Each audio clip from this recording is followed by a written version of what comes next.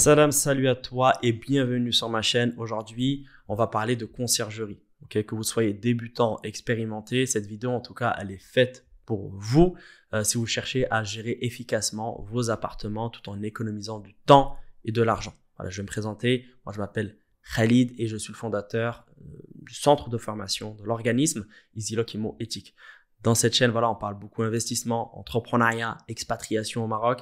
Si tu t'intéresses à la sous-location pro, la conciergerie, moi je t'invite à t'inscrire à ma prochaine conférence en ligne. Le lien se trouve dans la description de cette vidéo. Donc, tu auras toutes les informations, tu n'as plus qu'à en réalité. Lorsque l'on crée une conciergerie Airbnb, il y a plusieurs défis à relever pour assurer à la fois la qualité des prestations et la rentabilité de l'entreprise. Et là, l'objectif à travers cette vidéo, c'est de vous donner un guide détaillé pour pouvoir parvenir et faire face à tous ces défis. Donc là, l'idée, ça va être de voir ensemble les différents défis qu'une société de conciergerie fait face et ensuite, on va voir comment faire face justement à ces défis. Parmi les défis liés à l'activité de conciergerie Airbnb, il y a donc le fait de maintenir votre logement dans un état en tout cas de propreté et d'entretien impeccable. Le fait de s'assurer que chaque logement soit impeccable après chaque séjour. Cela inclut justement un nettoyage en profondeur, le changement des draps, les serviettes et la vérification de tous les équipements. Donc, un entretien régulier aussi, donc les logements doivent être entretenus régulièrement pour justement prévenir toutes les dégradations. Il faut être assez rapide, donc une poignée, un mur cassé, ce que vous voulez, il faut réparer, il ne faut pas laisser tel quel au risque d'avoir donc un avis négatif et ça c'est pas bon. Donc il faut vraiment réparer si nécessaire avant sa remise en ligne, d'accord.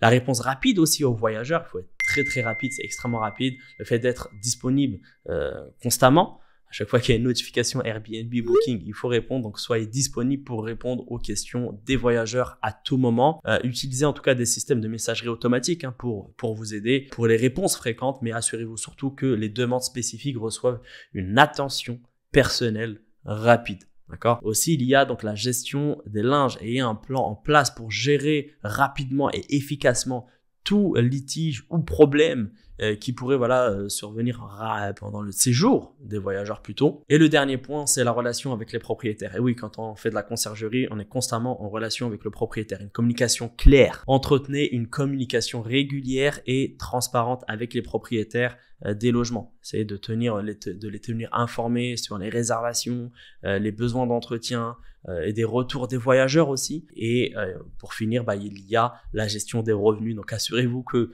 les propriétaires reçoivent leur paiement, que vous soyez vous rentable aussi, c'est très important. Il faut qu'il y ait un travail de rentabilité, d'optimisation constante. Maintenant, on va voir justement comment optimiser toutes ces choses-là, comment faire face à tous ces défis. Pour moi, ça passe par une chose en réalité, c'est le fait déjà d'optimiser sa rentabilité pour faire face à ces différents défis. Parce qu'en réalité, on est tous capables de faire face à ces défis sans aucun problème. Par contre, il faut que la rentabilité soit au rendez-vous. Et malheureusement, en conciergerie, on fait énormément d'erreurs. On confond souvent la conciergerie avec la sous-loc, on récupère le même type de logement alors qu'en réalité, c'est pas ce qu'il faut faire. C'est clairement pas ce qu'il faut faire. En sous-location, on peut se permettre de récupérer peut-être des studios, des T2, là où en conciergerie, ça l'est pas. Parce que faire un chiffre d'affaires de 1 500 € et prendre uniquement 20%, ok, mais par rapport à tous les efforts qu'on fait derrière, c'est discutable, d'accord? Donc l'objectif, c'est vraiment de réduire les coûts au maximum, d'une part, d'optimiser sa rentabilité, d'autre part. Pour cela, donc, on va réduire les coûts. Donc, en automatisant l'ensemble des process, on va utiliser des outils technologiques, IT, pour automatiser les tâches répétitives comme la gestion des réservations, les réponses aux voyageurs, la planification, des nettoyages, des partenariats stratégiques. Établissez des partenariats avec des fournisseurs locaux pour obtenir des tarifs préférentiels sur les produits de nettoyage, les services d'entretien et autres nécessités. N'hésitez pas aussi à acheter en gros via des marketplaces. Okay. Et pour maximiser les revenus, il va falloir cibler des propriétaires de luxe. Et c'est là vraiment que je porte mon intérêt vraiment dans cette vidéo. Le fait vraiment au lieu d'aller s'orienter sur des petits logements, des studios, essayez de vous orienter votre activité vers la gestion de propriétés haut de gamme. Et c'est prendre 20% sur un chiffre d'affaires de 5-6 000 €, c'est pas prendre 20% sur un chiffre d'affaires de 1 500 €. Voilà, je vous laisse faire le calcul et vous allez vite comprendre.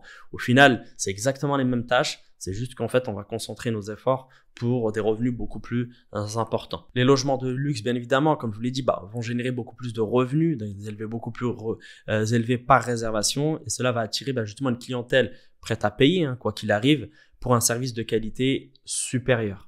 Donc, service à valeur ajoutée, proposer vraiment un service supplémentaire, payant, pourquoi pas, parce que ce sont encore une fois des voyageurs qui sont prêts à mettre le prix, comme la livraison de courses, les transferts aéroportuaires, donc ça peut être aussi des réservations de restaurants.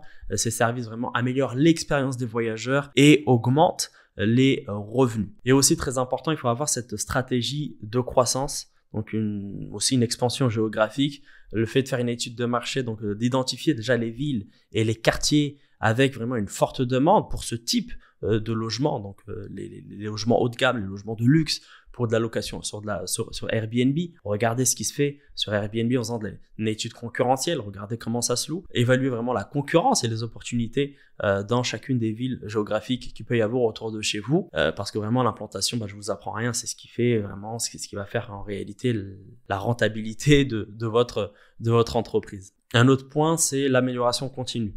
Donc, le fait de former votre personnel. Investissez vraiment dans la formation continue de votre personnel pour garantir un service haut de gamme. Voilà. Quand il s'agit vraiment de travailler sur des villas de luxe, sur des logements haut de gamme, on se doit d'avoir du personnel qualifié. Personnel vraiment qui propose de la qualité. Pour cela, il va falloir être présent, il va falloir les former. Donc voilà, essayez d'organiser vraiment des sessions régulières pour mettre à jour les compétences de nettoyage en service client et en gestion des logements. Il y a énormément de personnes qui proposent leurs prestations pour aller former directement vos équipes. Ok, donc en conclusion, vraiment pour réussir dans votre société de conciergerie Airbnb, moi ce que je vous invite donc à faire, c'est vraiment de maintenir un haut niveau de qualité dans toutes les prestations, tout en optimisant justement la rentabilité, en ciblant des propriétaires de luxe, en automatisant les processus, et en offrant vraiment des services à forte valeur ajoutée. Et si vous voulez en tout cas développer une entreprise prospère et durable, c'est ce qu'il va falloir faire.